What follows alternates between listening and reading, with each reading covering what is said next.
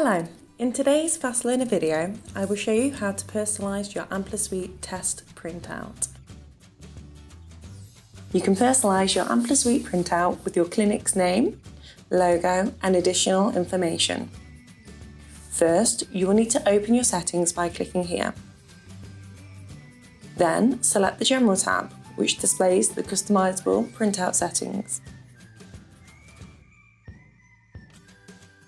Here, you can add your printout header or the name of your clinic.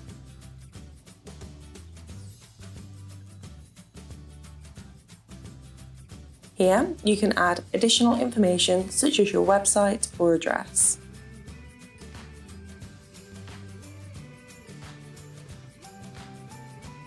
You can even add your own logo by clicking here, and then adding your logo from your own PC folder. To confirm these changes, press OK.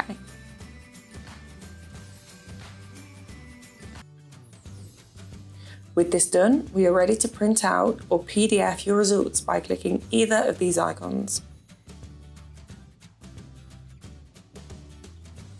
Here is an example of the personalised printout with your name, address and logo.